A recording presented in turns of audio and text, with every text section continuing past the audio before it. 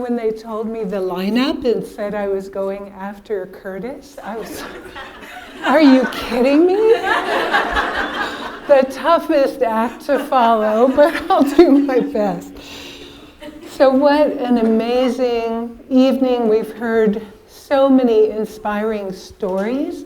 I think we all feel this feeling of connection right now to each other and the inspiration of these stories.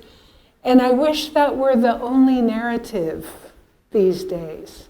But there's another story in our country, and we're deeply divided as a nation, fragmented along lines of political ideology, religion, immigration status, housing accessibility, gender identification, the list goes on and on and on, right? So we're facing these deep divisions that feel almost impossible to bridge.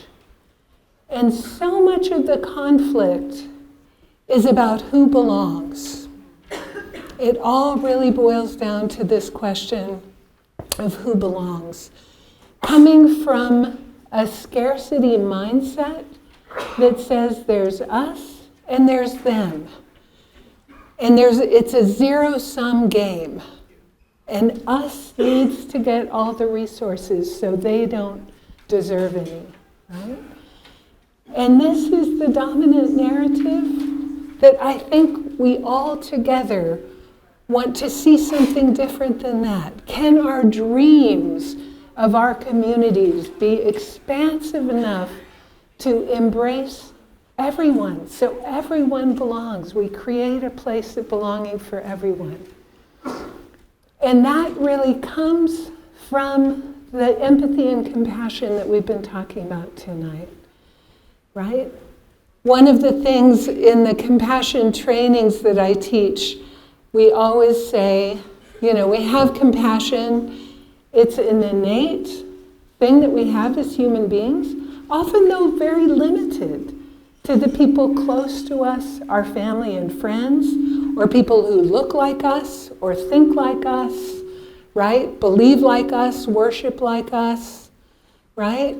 And the point is, how do we expand that with that dream and with that vision of making a world where everyone belongs? And the pivot point that we talk about is seeing the common humanity, seeing the humanity in everyone. It's so easy for us to reduce people to other, sometimes in the service of our own sense of belonging. We have to create the other so that we feel a sense of belonging, right? We reduce people to a single story.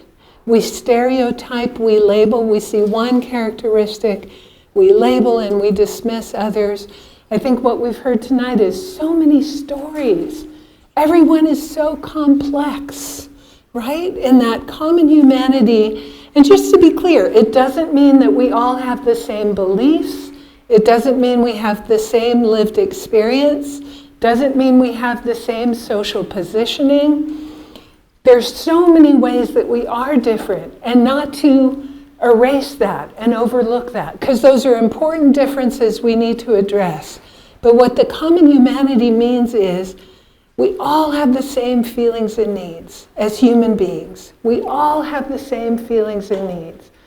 That person we might walk past as they're sitting on the sidewalk feels the same sadness, the same sense of disappointment.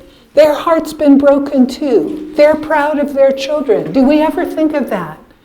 We don't think about all of those feelings and needs that those people share. It's so easy to dismiss them. And the empathy that leads to compassion, it really starts with curiosity to find out more, to find out the human stories that we've heard so much about tonight. So can we listen? Can we really listen with an open heart? There's a beautiful word that I learned recently that comes from the Zulu language of Southern Africa, and it's a greeting, sawubona, and it means, I see you. I see you. Can we really see beyond our stereotype, beyond our ideas of what someone is? Can we really see, can we hear, can we listen to that humanity that that person is expressing? Can we understand that just like me, they feel sadness? Just like me, they feel joy. Just like me, they love, they wish to be loved. Just like me, they want a sense of belonging. They want a sense of safety. They want respect. In that, we're all the same, right? So this idea of the common humanity is how we can extend that compassion. And also, just to be clear, compassion isn't charity. It isn't something that the people with more resources and privilege bestow upon the people that are more disadvantaged. It's true connection. It comes from that true connection of seeing the humanity. Otherwise, it's just pity, and there's no benefit to pity. Fortunately for us all, we can actually grow our compassion. We can train that innate compassion that we have that's restricted sometimes to those close to us, that's natural, but we can expand that. We can train in that compassion. There's a well-known Buddhist meditation teacher called Sharon Salzberg, and she says, love isn't a feeling, it's an ability. And because it's an ability, it's our responsibility. So I think tonight we've heard so many inspiring stories. We wanted to have a way for you all to take from tonight and have a way to expand that compassion. So we've designed a surprise for you, a 30-day compassion challenge. And if you look in your program, you'll see a little QR code and a web page right there to continue the compassionate journey. We've had so much fun. The Housing Matters, they're too shy to come up here with me, but we've had fun designing this. And the Compassion Challenge has 4 different kinds of activities. One is compassion education. So we've selected a little YouTube video or a short reading to teach you more about compassion, more about some of the challenges to it. Actually, we're calling it a 30-day challenge, but I like to think of it as a 30-day invitation, or maybe a 30-day exploration, right? It sounds more inviting, but these things are always called challenges, so we went with that. And then another kind of activity is a personal reflection, either a written reflection or you'll be invited to do a little bit of contemplation, just to sort of get a sense of your own personal relationship to the idea of compassion. And then we're going to suggest some on-the-go compassion practices, right? Just a moment of kindness towards a stranger, somebody that you usually ignore, to build the habit of compassion, because it's a habit too. And then finally, we're going to suggest compassionate actions that you can take in the community, volunteer opportunities for you, right?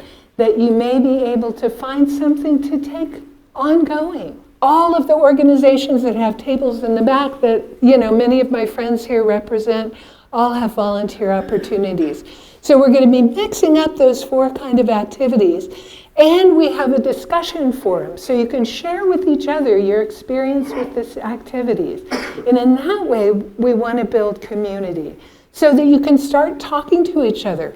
Arrange for meetups. We would love all of this to move us towards a more compassionate community together.